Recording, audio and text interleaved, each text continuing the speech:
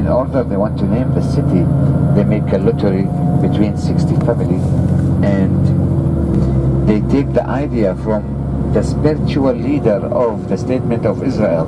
His name is Theodor Herzl, and there's a city they call after his name, Herzliya, and they established the city. And when they named it, they found a small book, and in that book he called out a new land. He referred for a new and old city. That's the booklet which is written by Theodor Herzl in France.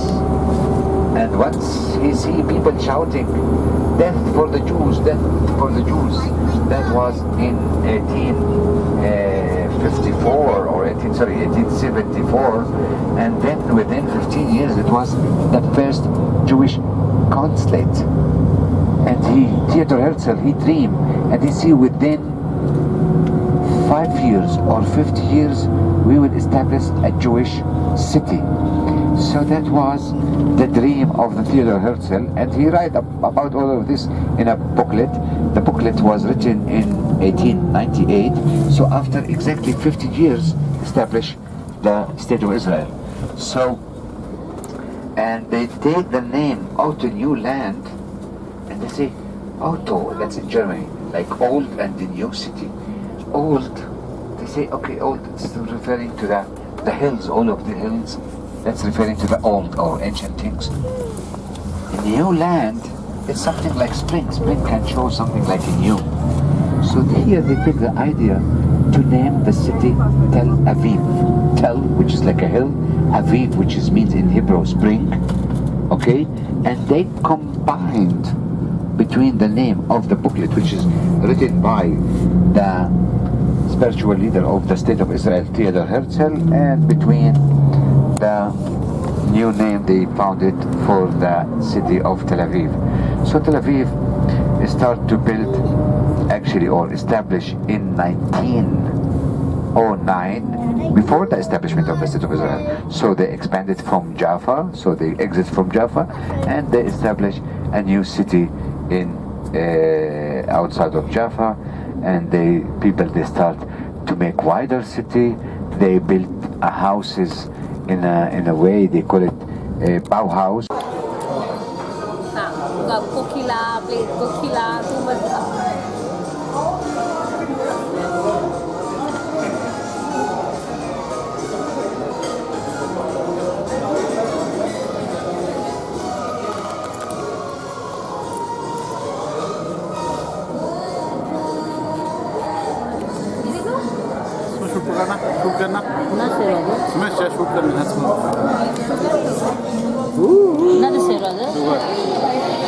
Papa, say hi. Johan, say hi.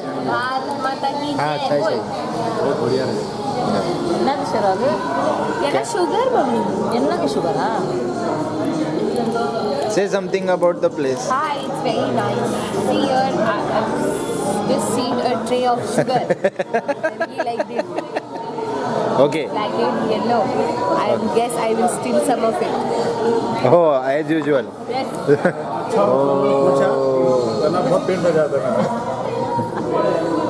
वो कब से बोलते बड़े बड़े आएगा आएगा कुछ आएगा मैं नहीं खाऊंगा। कैसे बंद करते? वो नहीं वो बड़ा बाजू वाला ये हाँ red button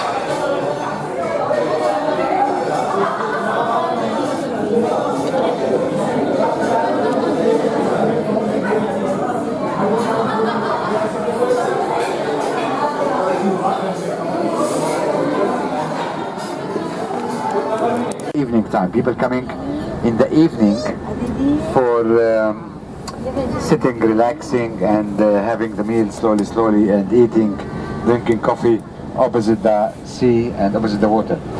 We are not far actually, guys, but in your itinerary there is no visit to Jaffa, but in nearby here on your left side, just in between the buildings, there is remains of an Ottoman building structure, and that's which is considered to be a tradition, the house of Simon the Tanners. Simon the Tanners, where Peter, he went to the roof of Simon the Tanner, and where he fell in asleep and he see the vision. Usually the place is become of conflicts based or disputation between Armenian and the Muslims, so they kept it empty. The place, it's empty. I mean, the door even, it's closed. Usually sometimes we standing in the front door of Simon the Tanner's house, where according to the book of Acts, can you get your attention please? Or if you want, I can close the phone and you can continue talking. Anyway, you give me a few minutes and then I give you time for shouting, and if somebody would like to fight also here, the whole side, it's going to be empty for them. If somebody wants to dance also. Yeah. No, but we have to make it inside the bus only. Okay, prepare your camera if you would, in order you would like to take a nice picture, but inside the bus. We're not going to stop because we can continue driving. I would like to get out of Tel Aviv, because maybe in this time or after a while it starts to be a harder traffic, and if we get, or if we stuck in the hard traffic, we will miss to sleep even in Bethlehem. We will do it in the bus. So that's here the panorama. That's, you can see all the building opposite us. Later on you're going to see it in your right hand, but this is Tel Aviv. All these high buildings, Tel Aviv.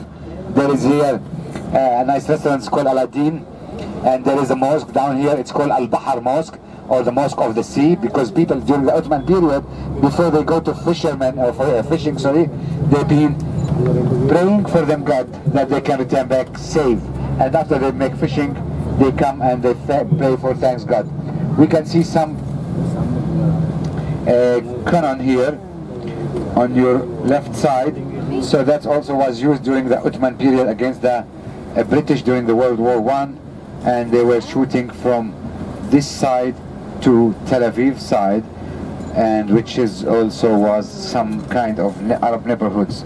So we coming, you see now the traffic in front of us, so that's why I thought, usually sometimes if we have like time, so I stop here and we can just have a little walk and nice pictures from outside the bus, but unfortunately our time, it's always running and the day is short and we have to concentrate for places where we can visit. So if we're stuck in a big traffic, we might miss one. We have to visit only 2 churches in Karim. So we are driving our destination to the Jerusalem, but we go not to the downtown of Jerusalem and not to the old city of Jerusalem. We're coming to the western side, west-south of Jerusalem, where we're going to visit the Visitation Church and Karim village, and from there we go toward Bethlehem. So even I tell the driver to mention, to check by the GPS which road is less traffic, and Kifahi will tell us approximately how long time it's going to take us to Karim village. On our front left side you will see also many, this is out to the right, there's many restaurants, but on the front left side there's a big mosque here. It's called the Mosque of Jaffa, or the Great Mosque of Jaffa, or in Arabic we call it Jami' Jaffa al-Kabir, the Great Mosque of Jaffa, and it's built by Mahmoud Pasha. He's a ruler. He was a rular from the Ottoman period in the 18th century. So he built this mosque in 1710 AD,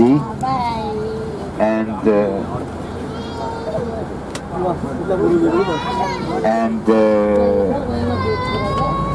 this is inside continue to be very beautiful by art.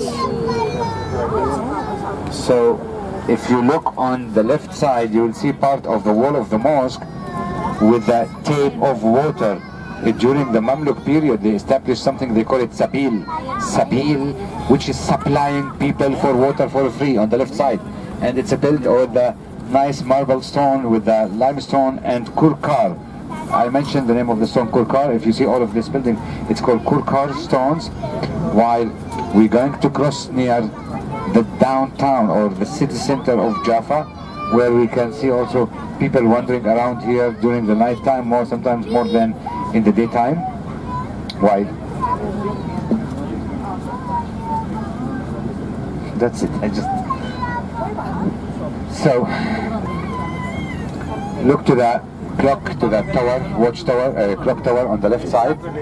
This is built in 1910 by an Ottoman Sultan, Abdul Hamid II, his name, Abdul Hamid II. So he built it in the year 1910 in order to show that the places where he controlled. So he built 25 watchtower in this region, in Israel I mean. So he built one in Jerusalem also, it was above the Jaffa gate, and in Jaffa, Nablus, in Haifa also he built a watchtower.